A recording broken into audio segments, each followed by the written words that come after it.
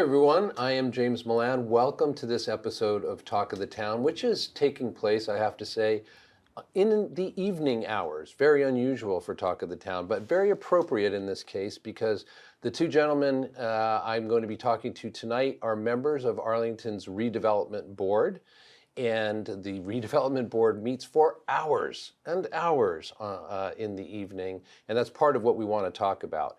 What we are going to be doing here today is both introducing these two guys who really devote an enormous amount of energy for our collective benefit. We want to find out about the inner workings of the ARB, what they do and don't do, etc., just to clarify for lots of folks out there what exactly the scope of what they do is, but also talk to both of these guys about what is entailed in the work that they do, both in terms of content, but also in terms of just what it means to them and how it weighs on them.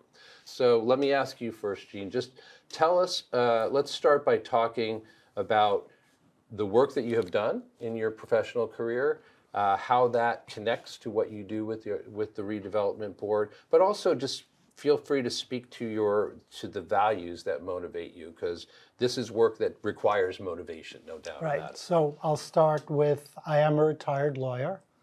I started off as a legal services lawyer representing poor people, and I ran a legal services office in another state. And then I was the executive director of a legal services office here in Massachusetts. Later on, I became an environmental lawyer. I did environmental regulation and enforcement. And then I went to work for a small environmental justice nonprofit in Roxbury, where I worked for a decade, representing basically low-income people, people of color around the state on environmental justice issues. I also taught planning and land use law and environmental law and policy for about a decade as an adjunct at Boston University. And I've also taught at the BU School of Public Health. And is that all? That's, well, there's more. So why am I on the Redevelopment Board? That's enough, by the way, but by which I mean anybody would be happy with that. Why am I on the Redevelopment Board? I've lived in the town for about 35 years. I've seen the town change quite a bit, I think mostly for the better, in the past 35 years. And about 10 years ago, or 9 years ago, I thought I could add some value to the Redevelopment Board when there was an opening, because of my experience, because of what I know about planning and land use and law and environment and representing lower income people and running organizations. So it was an opportunity for me to give back to the town. Previously, I had been on a town board in the early 1990s. Mm-hmm. And then after that, I went and chaired and was on some regional boards, and I thought it was time to come back to the town and do some more. Well, it sounds like you've been giving for a very long time, but you're certainly giving to your immediate community in a big way this way. So thanks for that self-introduction. Let's throw it to you, Steve. I originally came to Boston to study music, and I do have a degree in music. And I discovered that, I expected to be a broke musician. I did not fully appreciate how stressful this would be. So at one point, I started going back to school for computer science. I always worked part-time, went to school part-time. I guess this is sort of how I've become accustomed to just not having evenings and weekends free. But, eventually I graduated, and I got interested in public service for the town, partly through my next door neighbor, Stuart Kleiman. Stuart was a longtime town meeting member who absolutely loved the institution. And he got me interested, and eventually I ran for town meeting. As far as things like the Redevelopment Board and the Zoning Board of Appeals, it really started with a building permit. Once upon a time, my wife and I were thinking about putting an addition on our house. And it's a non-conforming parcel, so that means it needs a special permit. We also would have needed, or did need, to go ahead in front of the Conservation Commission for their permitting. And I guess I found the process involved a little more red tape than I was expecting, and I thought, well, there's got to be a better way to do this, and I want to make that happen. And so I applied for a position on a working group that was recodifying the town's zoning bylaw some years ago, and it's mostly an editorial cleanup, but I think where I got started. I was on the ZBA for a few years, mostly because I wanted to. Most of the people the ZBA does really important work. So they hear mostly single and two-family cases, but they're all over town. A lot of the tell just for folks who don't know anything, just tell them in the most basic way what the ZBA is responsible for. This again is the Zoning Board of Appeals. The Zoning Board of Appeals. So the Zoning Board of Appeals, at a high level, does three things: special permits, which are things in our bylaw that you can't just go ahead and do. You have to, there's a public hearing and a public process and discretionary approval involved. There are also variances, which, getting into the weeds a little bit, it's a request to have to be exempted from a portion of a bylaw because of something unique to the property. And there's also appeals of the building inspector. So if someone doesn't the decision of the building inspector said, no, I won't give you a permit. The person thinks they should have gotten it. That goes to the Zoning Board of Appeals. But most of the applicants in front of the ZBA are just they're just family. A lot of them are growing families, or they've had and another kid. And they want to do something in their house, and they thought it was going to be simple or something like that, and then it turns out they're on a special parcel. What kind of thing makes that? It's even the most common ones are it's too small.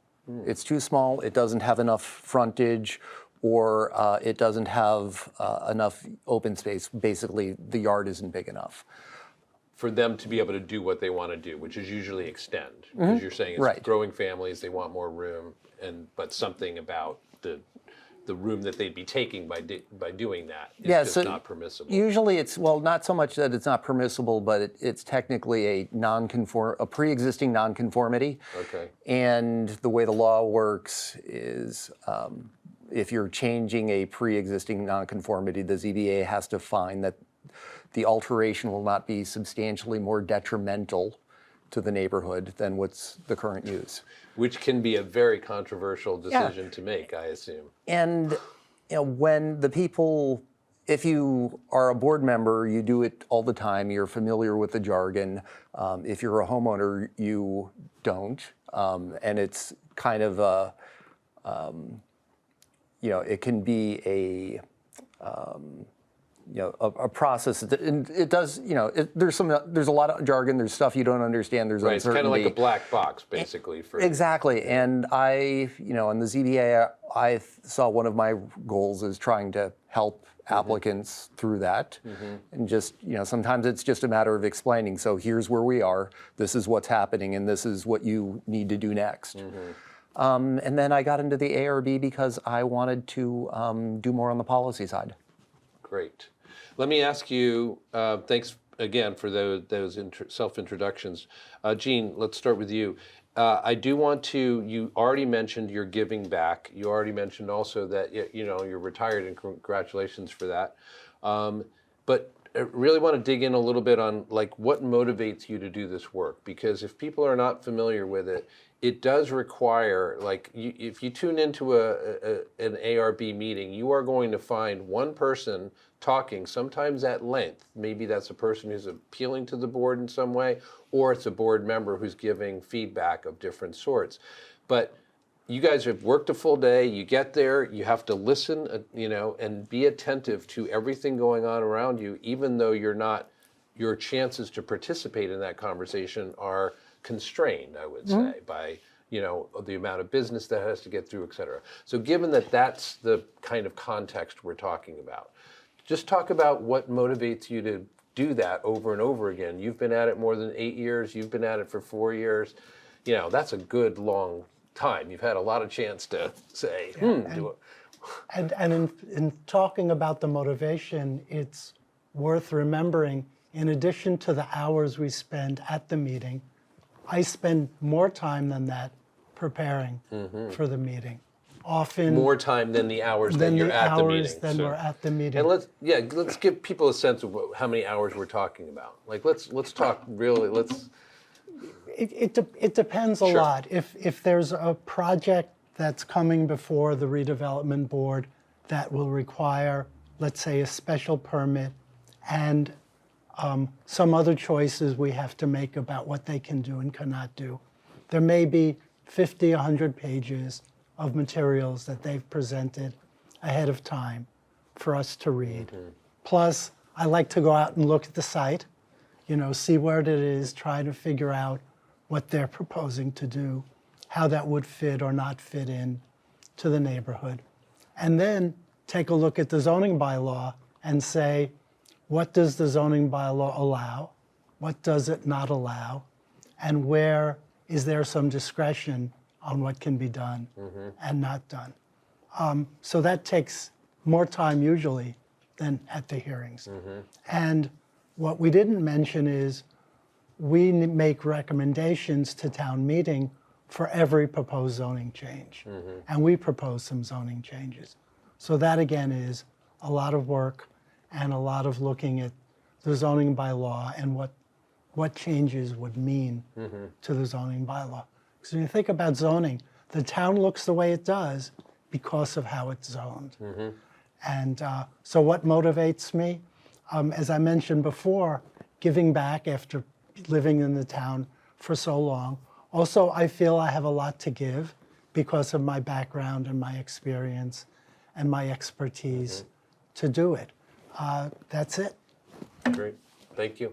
Yeah. Steve, how about you? Yeah, in terms of what's involved in being on the redevelopment board, Gene's summary was excellent. Yeah, and we're going to talk about that more as well. We're going to dig in a little bit more on the actual mechanics and the work. But on the motivation question, on the thing that, what keeps you doing this? On the motivation question, I think there are a couple of things. So the first is it's interesting. It's interesting stuff. The second is when a new business goes in or a new building goes up, it is kind of cool to walk by it and say, I helped make that happen.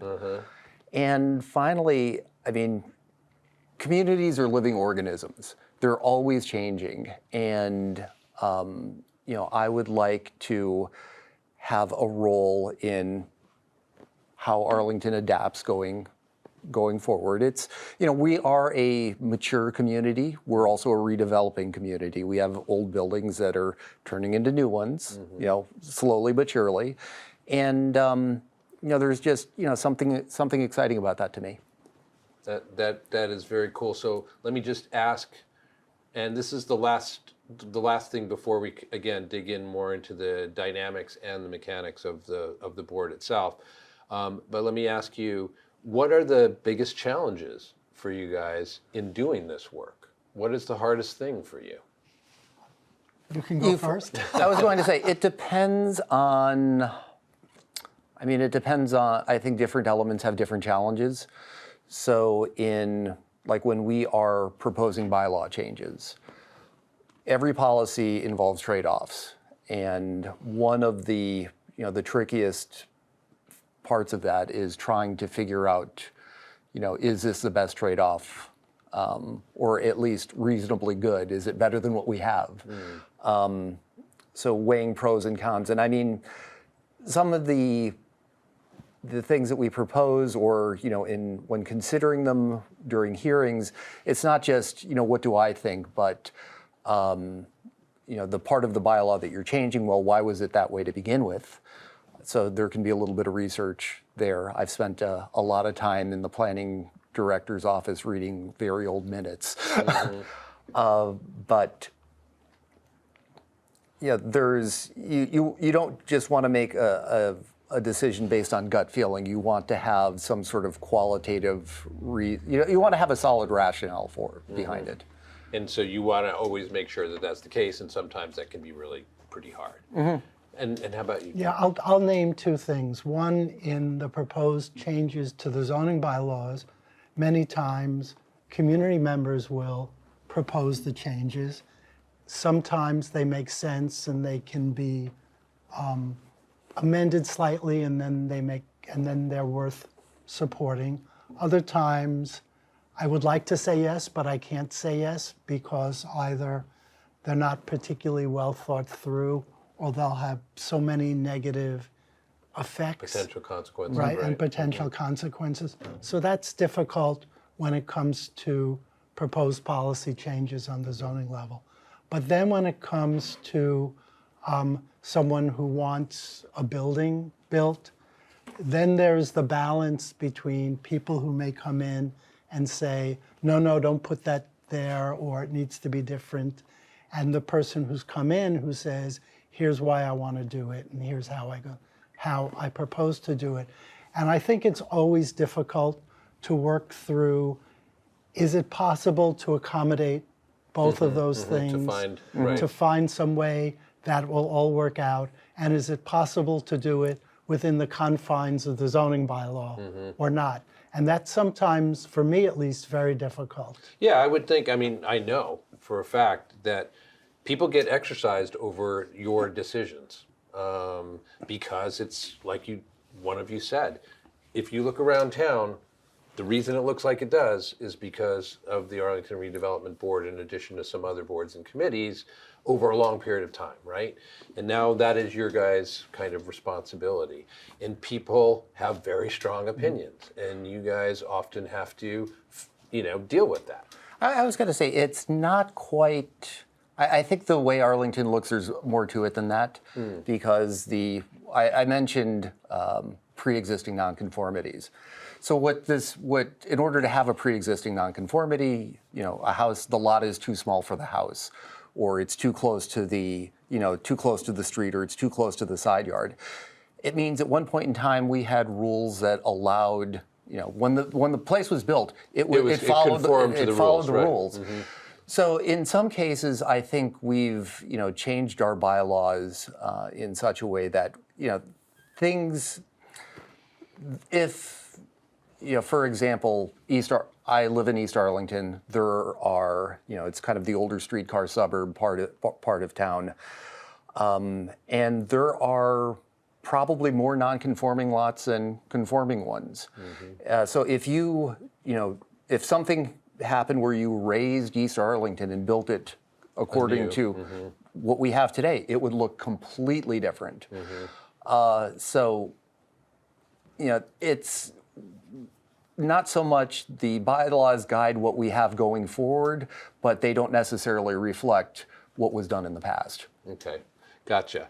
Let me ask you, because unfortunately we're racing through our time here, the dynamic of the board. I mentioned already that it's the way that it tends to work, or at least from what I observe, and I've seen a lot of hours of the meetings over time, is that, again, each one of you is your opinion is solicited on the issue at hand, and you speak for however long makes sense and move on that way. There are 5 of you on the board. First of all, we've gotten lucky to be able to talk to the 2 of you and understand a little bit about your particular expertise. What do the other board members bring, if you can speak to that briefly? And then how does that look? Is that dynamic that I was just describing ever challenging? Because the person taping you guys is very impressed by how just mutually respectful and cordial and civil, and things just keep moving along, et cetera. So tell us about that. Yeah, I'll just say briefly and give Steve a chance too. 2 of the board members are architects and designers, and they bring that sort of expertise to the board that I certainly don't have. And I respect a lot when they say, oh, that's not a good way for the building to look for these sorts of reasons. Another, the most recent one, works for a nonprofit that builds affordable housing. So she brings yet another set of skills and experiences to the board. And it's very helpful to have the different sorts Multiple of perspectives. right, Yeah. multiple perspectives. We agree more often than not, but we don't always agree. And it usually takes 4 out of 5 to issue a special permit, except for certain ones it only takes 3 out of 5 to do it. So there have been occasions where we haven't had the 4 votes to make it go ahead, or one of the 5 people would have voted no, but there were still 4 to allow it to go ahead. But one of the nice things I like about the board is we're always very respectful of each other's opinions, take it into consideration, and I think the final decision is based upon all those inputs. Yeah, I agree. I think there is a lot of mutual respect among board members. We each bring different strengths and different skill sets, and yeah, we don't always agree, but we generally we've always been able to have honest conversations. So a couple of last questions. One is, can you each identify any kind of misconception that may be out there about what you can or can't do that you'd like to take this opportunity to speak to? Because I imagine things like this have come up where you'd be like, gosh, if people only understood that this. So one of the questions I sometimes hear people asking in informal settings is why can't the town get a bakery here or get some of this kind of business? That's not really a municipal function. So we can play a role depending on circumstances, but if someone wants to open a business in town, well, they're going to have to find space that kind of meets their needs off at a first glance. They're going to have to negotiate with the landlord and hopefully get lease terms that are favorable to them. Then, in addition to that, there are a number of different sort of permitting or licensing steps. So for example, if it's a business on Mass Ave and there hasn't been a whatever in that particular location, like a restaurant at a particular location, it'll come to us for a special permit. If there's exterior work and it's near a wetlands, it'll be the Conservation Commission. Everyone goes before the Select Board for a business license. But I think the one thing about what gets built or what businesses open, what we can do as a municipality is help to create opportunities, but we aren't actually the ones who make it happen. We can just kind of hopefully clear the runway and cross our fingers. Right, but it's coming from somewhere else. Yes. Yeah. I guess just a couple of other things. One is, I don't think everyone understands how much and how little discretion we have at the same time. There's sort of this envelope, and within the envelope, we have the ability to suggest changes for a project coming up, or saying we don't think we can approve it if it doesn't have these changes. On the other hand, if somebody meets all the criteria, I don't feel like we can really say no at that point. So I think there's Even lot if of... you personally don't agree with it or something like that. Right. So, and I think that's one of the big areas where it's hard to get sort of your arms around, that we have a lot of discretion, but only up to a point. And there are things that we can do and things that we cannot do. And at least for me, whether I think something is great, mediocre, or less is less important than have they followed all the steps, have they met all the requirements, And does it done conform, right, and does it conform to the zoning bylaw? Gotcha. Yeah, I mean, you only have a certain amount of discretion, but you do have discretion within those things. Then you get to to kind of battle it out in some ways. But all right, I'm going to ask you guys to end with this, and I appreciate the fact that it's not an easy question to answer. We'll blow through our little time limit here for this, but if you can keep it short, if you can identify something, this would be great. Here's the question. Arlington's coming up with their comprehensive plan right now for the next 10 years. You guys are experts in this, in certain elements of this. What do you see as the biggest change coming and or the biggest challenge coming in the next 10 years for Arlington?